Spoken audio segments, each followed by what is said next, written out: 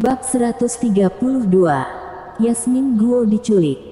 Untuk beberapa waktu ke depannya, Sander Ye dan istrinya akan datang ke Villa Green sesekali untuk memanjakan Louis Lu.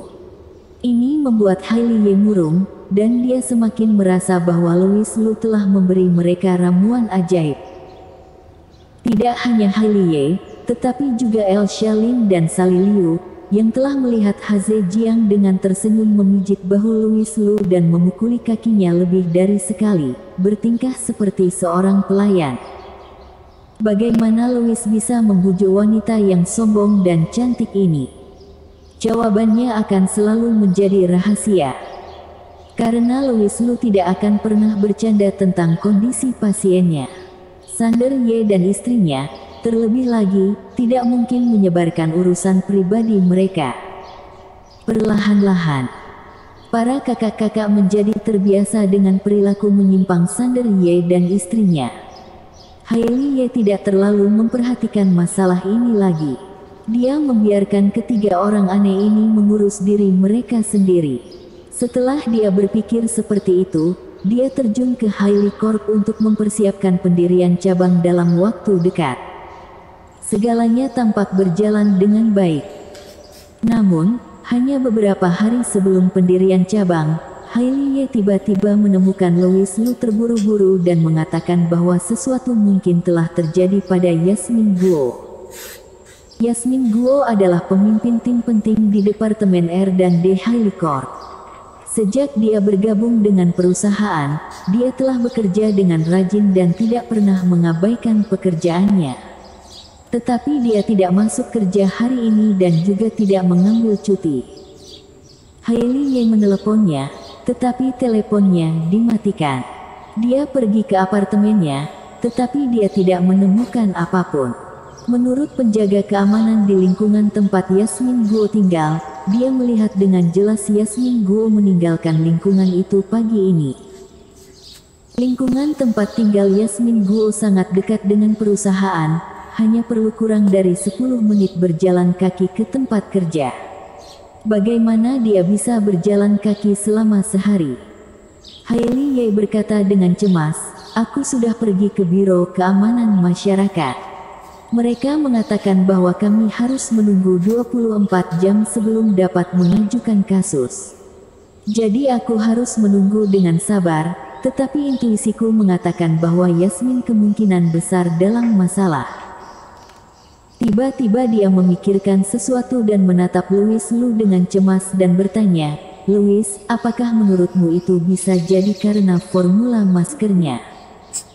Louis Lu mengangguk dengan ekspresi serius, "Ada kemungkinan begitu. Formula Aller terlalu mengejutkan. Begitu produknya diluncurkan, itu akan menyentuh kepentingan banyak orang. Terutama perusahaan-perusahaan yang sebagian besar bergerak di industri perawatan kulit. Tidak ada jaminan bahwa mereka tidak akan melakukan hal gila untuk melindungi kepentingan mereka sendiri." Melihat ekspresi khawatir Hailey Ye, Louis Lu berkata untuk menenangkannya, "Kak, kamu tidak perlu terlalu khawatir. Jika pihak lain benar-benar mengincar formula maskernya, itu berarti nyawa Yasmin Guo tidak dalam bahaya untuk saat ini." Walaupun menurut logika seperti itu, tetapi Hailey Ye masih khawatir dan berkata, "Aku harap tidak ada yang terjadi pada Yasmin. Mereka menginginkan formula itu, berikan saja kepada mereka. Tidak ada yang lebih penting daripada nyawa manusia." Louis Lu mengangguk dan meminta kakak kedua dan ketiga untuk menemani Hailey Ye. Sementara dia sendiri berjalan keluar villa dan menghubungi nomor khusus Departemen Kegelapan. "Aktifkan sistem Skynet dan bantu aku memeriksa pergerakan terbaru seseorang." Louis Lu mengirim informasi Yasmin Guo ke Departemen Kegelapan dan segera mendapat balasan. "Raja, melalui sistem Skynet, kami menemukan bahwa sekitar pukul 7.40 pagi ini, Nona Yasmin Guo dibawa pergi oleh sebuah van putih tanpa plat nomor di dekat Jalan Beiyan di distrik kota Jiang. Pengawasan terakhir menunjukkan lokasinya ada di pinggiran timur kota Jiang." "Mengerti." Setelah Louis Lu mendapatkan perkiraan lokasinya, dia segera mengendarai sepeda ontelnya dan bergegas ke pinggiran timur kota secepat mungkin, seperti cahaya yang melintas di udara dengan kecepatan tinggi. Saat dia melintas dari satu tempat ke tempat lainnya, Louis Lu menggunakan penglihatannya hingga batasnya. Dia bahkan menggunakan mata sejatinya untuk terus-menerus menganalisis kemungkinan lokasi persembunyiannya. Akhirnya, dia mengunci targetnya pada sebuah gudang yang ditinggalkan. Dia sudah bisa melihat beberapa orang yang tidak terlihat seperti orang baik berjongkok di pintu masuk gudang dan sedang merokok. Louis Lu langsung memarkir sepeda ontelnya di atas gudang yang ditinggalkan itu. Di bawah kendalinya, sepeda itu jatuh seperti bulu, hampir tidak mengeluarkan suara. Melalui celah-celah di atap gudang yang bobrok, dia benar-benar menemukan Yasmin Guo di bawah, yang diikat dengan cara yang unik di sebuah kursi. Seorang pria berkacamata mendesaknya untuk mendapatkan formula alert sambil mengetik sesuatu di laptopnya. Jelas bahwa pria berkacamata itu juga orang dalam di bisnis ini dan harus memverifikasi formula yang diberikan oleh Yasmin Guo. Ketika dia melihat pria berkacamata menggelengkan kepalanya, seorang pria botak yang tampak garang melangkah maju dan menamparkan Yasmin Guo. Dia mengutuk, "Jalang, aku akan memberimu satu kesempatan terakhir untuk memberi tahuku formulanya. Jika tidak, adik-adikku yang di luar bukanlah orang-orang lemah." Bah! Yasmin Guo meludahkan segumpal ludah berdarah ke wajah pria botak itu. Sialan!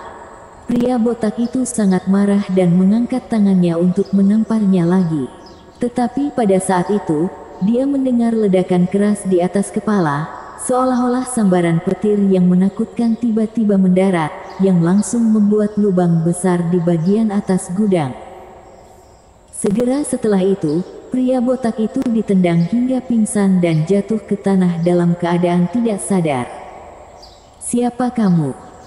Melihat pemuda yang telah jatuh dari langit ini, pria berkacamata itu terkejut.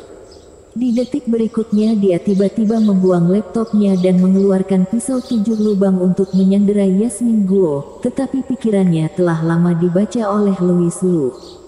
Saat dia bergerak, Louis Lu sudah bergegas ke depannya dan memukulnya sampai pikirannya kacau, dan pisau 7 lubang itu jatuh ke tanah. Apa yang terjadi?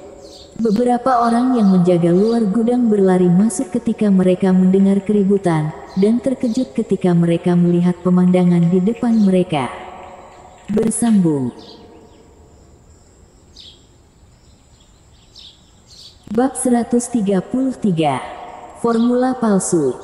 Beberapa orang di luar gudang berlari masuk untuk melihat apa yang terjadi dan membeku ketika mereka melihat seorang pemuda aneh berdiri di dalam. Siapa anak ini? Bagaimana dia bisa masuk? Mereka telah menjaga pintu masuk ke gudang dan bahkan tidak membiarkan seekor lalat pun masuk. Tidak ada pintu masuk atau keluar lain ke gudang ini, jadi kemunculan tiba-tiba pemuda aneh ini benar-benar mengejutkan mereka. Tetapi ketika mereka melihat bos mereka, pria botak itu, pingsan di tanah, beberapa orang itu langsung menjadi marah dan membanting puntung rokok mereka ke tanah.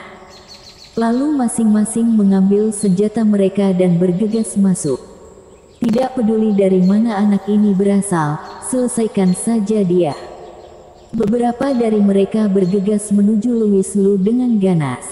Tetapi sebelum mereka bisa memberikan beberapa pukulan, yang mereka dengar hanyalah suara bergerak, dan kemudian mereka berbaring dengan rapi di samping pria botak itu. Masing-masing memiliki hidung memar dan wajah bengkak, orang tua mereka bahkan tidak bisa mengenali mereka. Sementara Louis Lu tidak terlihat bernapas sedikit pun lebih cepat.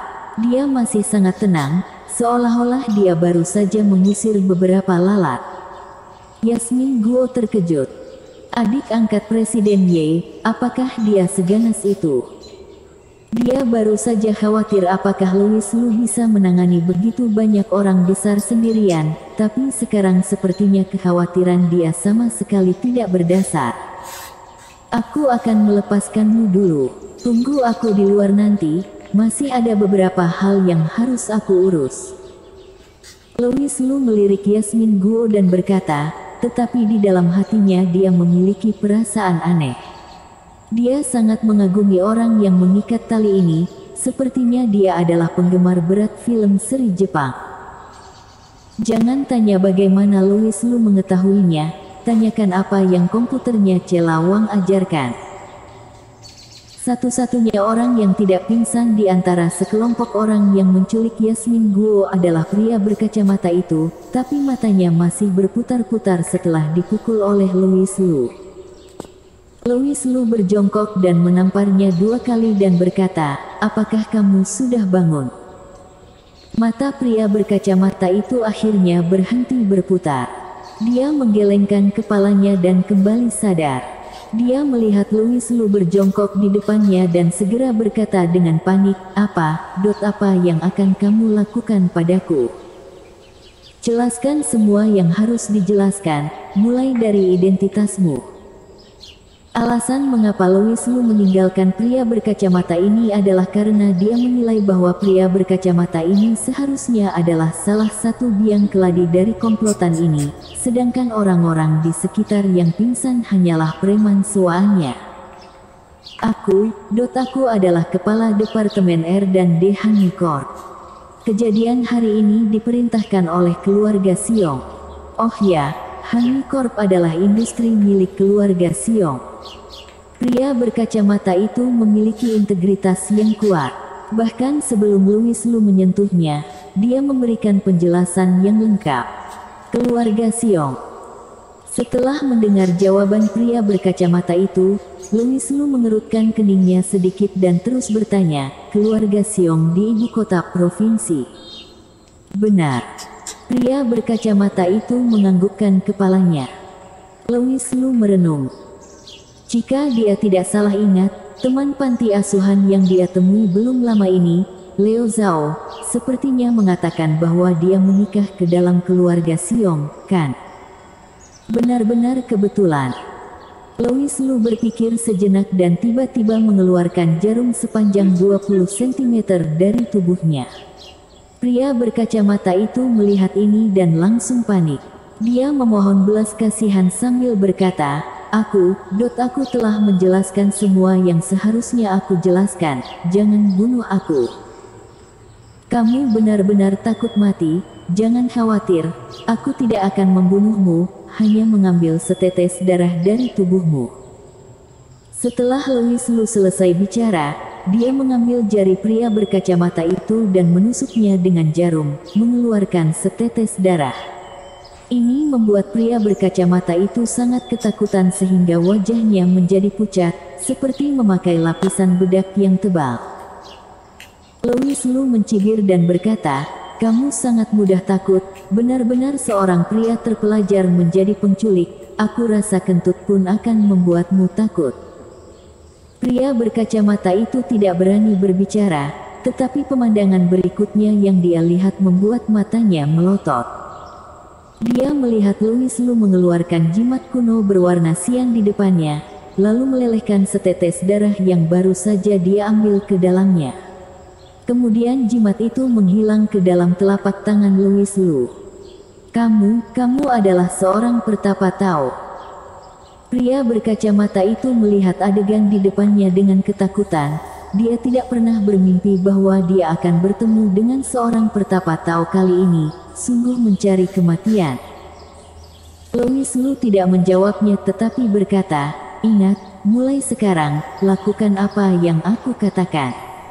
Jika kamu berani bermain-main, selama aku mencubit jariku, kamu akan segera mati. Bahkan para dewa tidak dapat menyelamatkanmu. Louis Lu berkata sambil membuka telapak tangannya. Jimat yang menghilang itu muncul lagi, dan saat dia perlahan-lahan menutup kelima jarinya, pria berkacamata itu tiba-tiba mengalami sakit kepala yang kuat. Dia berlutut dan berkata, aku tidak berani bermain-main, sama sekali tidak berani bermain-main, aku akan mendengarkan apapun yang dikatakan Tuan. Louis Lu mengangguk dan tidak terus menyiksa pria berkacamata itu, tetapi mengambil laptopnya dan mengetikkan sebuah formula di dokumen. Jangan biarkan keluarga Xiong tahu tentang hari ini. Jika mereka bertanya apakah kamu mendapatkan formulanya, berikan formula yang kutinggalkan di komputermu, mengerti? Mengerti. Pria berkacamata itu berkata dengan tergesa-gesa. Louis Lu mengangguk, berbalik dan meninggalkan gudang. Formula yang dia tulis untuk pria berkacamata ini sangat istimewa. Jika dibuat menjadi masker, dalam waktu sekitar seminggu setelah digunakan, efeknya mirip dengan alat. Tetapi setelah seminggu lagi, tidak hanya efeknya akan hilang, tetapi masalah-masalah sebelumnya akan menjadi lebih buruk. Misalnya untuk efek mencerahkan, jika warna kulit asli seseorang adalah 4 poin, seminggu setelah menggunakan formula ini, warna kulitnya bisa mencapai 6 poin. Tetapi setelah seminggu lagi, kemungkinan besar akan turun menjadi 3 poin. Karena keluarga Xiong berani melakukan penculikan, itu berarti mereka sedang terburu-buru dan pasti akan langsung membuat formula yang dicuri menjadi masker dan mulai menjualnya sebelum aler diluncurkan. Tidak ada banyak waktu bagi mereka untuk menguji produknya untuk masalah. Pada saat itu, peluncuran produk Hailey Corp akan menjadi kompensasi terbesar bagi para korban. Di luar gudang, ketika Yasmin Guo melihat Louis Lu keluar, dia tidak bisa menahan diri untuk tidak bertanya dengan rasa ingin tahu, "Tuan Lu, bagaimana kamu menangani mereka?" "Aku memberi mereka formulanya." "Apa?" Yasmin Guo tertegun. "Apa yang sedang terjadi? Bukankah dia sudah aman?